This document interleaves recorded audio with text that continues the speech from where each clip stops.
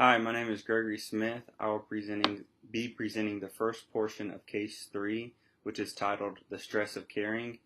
I myself, along with my teammates Timothy Rittman, Adam Sinclair, Kenneth Rouchet, and Paul Sheffield, will also be presenting. In this case, we will discuss how a company in the nursing care industry deals with the transition from a manufacturing company to a service economy, along with the corresponding stresses involved. The scenario of this case will be talking about Parkway Nursing Care, which is a company within the nursing industry, and it is facing massive changes. It was founded in 1972 with just 2 nursing homes in Phoenix, Arizona, but by the end of the 1980s, the company proved to be a huge success. At this time, they had established 30 more units and were still growing. However, in 1993, a venture capitalist by the name of Robert Quinn invested in the expansion of Parkway for a portion of the future profits. As of the year 2000, Parkway had 220 facilities operating nearly 180 nursing homes and managing 30,000 employees.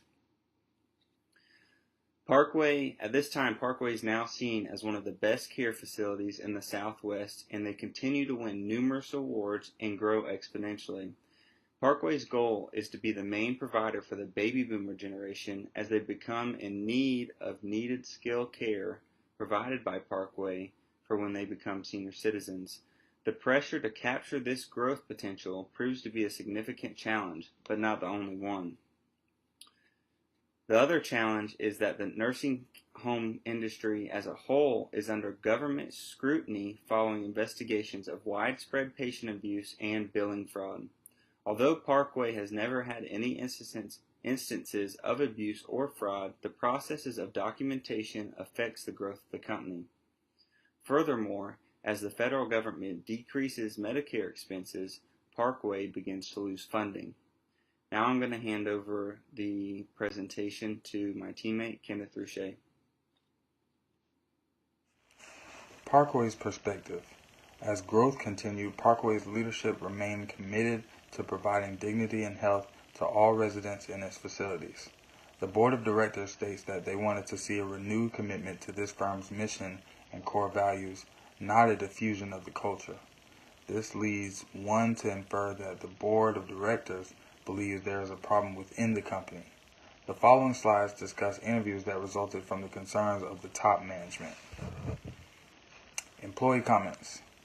Shift leader Maxine Vernon, who has been with Parkway for 15 years, says that the government influences the management of Parkway to keep staffing levels up. This has caused management to make poor hires in order to keep the positions filled, thus negatively affecting the overall care of the patients. Nurse Bobby Reed believes the problem is not with the staff, but one with the company. Parkway is too focused on keeping the beds full. She also stated that originally when she began working here, Parkway had a reputation of service, but now it is just about the numbers. With too many patients, there is too much room for unintentional negligence. Employee comments continued. A recent college graduate, Dalton Manatee, said that the job is more stressful than he thought it would be. The patients are always complaining and constantly making demands. He expresses that he spends most of his time logging complaints, which lead to nothing, just to please the government. Carmen Frank, a fairly new employee, expresses how physically demanding the job is. She has been unable to meet the demands of her work on a daily basis and is constantly falling behind. She is already looking for another job. Human resource information. In order to strategically plan, the board of directors wanted to view statistics of the company relating to the care of the patients and employees. The basis of the results fell into categories such as the year, number of patients, injuries per staff member, incidents per patient, certified absence per staff, other absence per staff, and turnover rate. Injuries to staff occur mostly because of the back strain from lifting patients. Patient incidents reflect injuries due to slips, falls, medication errors, or other accidents. Certified absences are days off from work due to medically verified injuries or illness. Other absences are excused but are not medically verified. Results. From the year 2000 to 2009, there was an increase in patients by 4,100 people. In that same amount of time, injuries per staff member increased by 110%. Incidents per patient nearly doubled, and absences certified and other increased at a steady rate higher than that of the growth of the patients. Lastly, the turnover rate increased by 4%. These quantitative numbers support the concerns of the staff and prove that there is a problem within the company. Parkway needs to provide a way for people to take time off when they need to, as many are single parents and primary caregivers to their children. Additionally, the lack of a contingency plan leaves people fighting over shifts and bickering when there is time off. Another suggestion presented concerns shift logs. The staff is so busy that they do not have enough time to check what happened on the previous shift. Additionally, younger and older caregivers disagree on the form of logs, whether it should be digital or handwritten. The government only cares that the information put down is finalized and cannot be changed on a later date. Finally, the nursing staff believes their perspectives on nursing care are not considered in the decision-making process of Parkway's management. The nurses believe they could save a lot of time and money by eliminating some of the unnecessary routines and programs. Staff members need a way to suggest improvement, but they do not know a platform they prefer.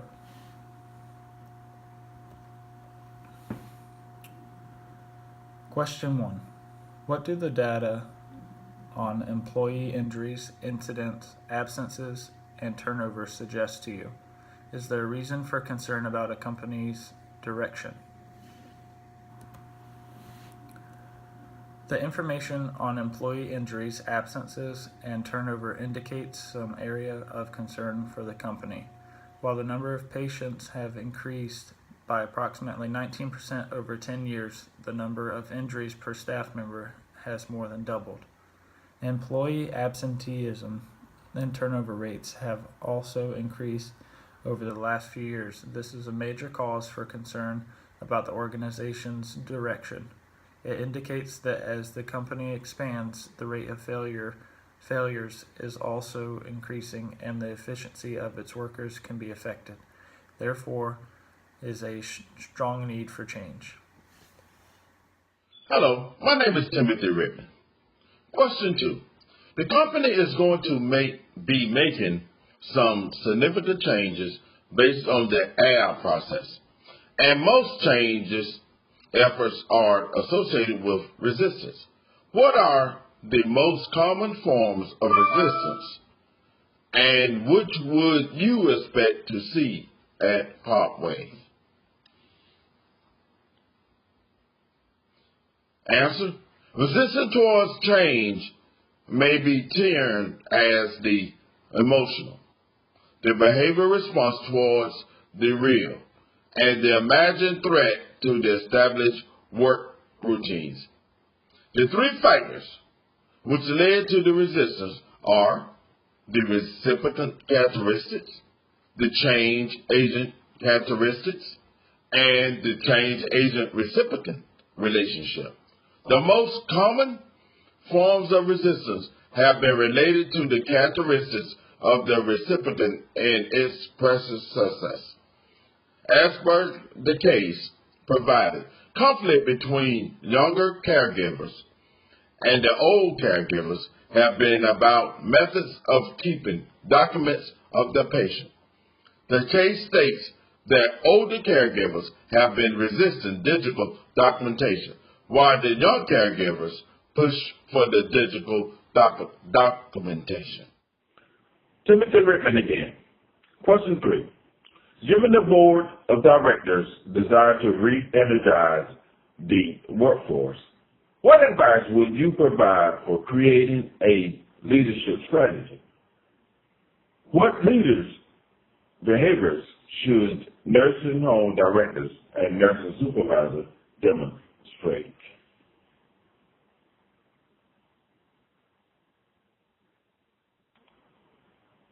The best leadership strategy which I recommend to Parkway is the situational theory.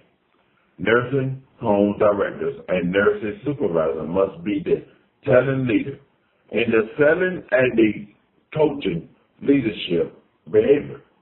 The nursing home director and the nursing supervisor are struggling to make decisions. With a new communication platform, these decisions may no longer be single-sided. The behavior in situational leadership includes the participating and the supporting categories. With this, the nursing home director and the nurse supervisor provide much more control with minimal supervision on employees. The next behavior in the situation leadership method concerns delegation. The nursing home director and the nursing supervisors are still involved in the decision-making process. However, the delegation of tasks and the process have been given to employees as well as the responsibility of monitoring the progress of tasks. I will be covering for Adam Sinclair as he is out of state and unable to participate in this portion of the project. Question 4. What are the major sources of job stress at Parkway? What does the research on employee stress suggest you should do to help minimize the experience of your psychological strain for employees? Create a plan for how to reduce this stress among the employees. Our answer that we came up with is as follows. The main sources of job stress at Parkway's nursing care relates to the organization facing a huge change. Changes including government regulation, poor performance, rapid growth, and loss of vision statement. Parkway has remained committed for providing the dignity and health to each resident in their facilities, but the Board of Directors seek assurance to this statement. Board of Directors are willing to seek the renewed commitment for the firm's mission and the core values and does not want a negative change in the culture. As we answered question number 4, we'll also answer question number 5, which reads, based on the information collected in focus groups, design a survey to hand out employees. What sort of data should the survey gather? What types of data analysis methods would you like to employ for these data? Our answer is as follows. Parkway can bring about the required change using the appreciative inquiry approach. A detailed employee survey can help the company understand the unique strengths and qualities associated with the organization, which can be used as a basis for improvement. The survey should contain open and closed-ended questions as detailed below. What is your age and role in the organization? What gives you pride in your job? How many times a week do you feel stressed at work? And we believe these questions, the survey, and the appreciative inquiry approach will solve the question for number 5. Lastly, thank you for your time. We appreciate your time and consideration in watching our presentation, and have a nice day.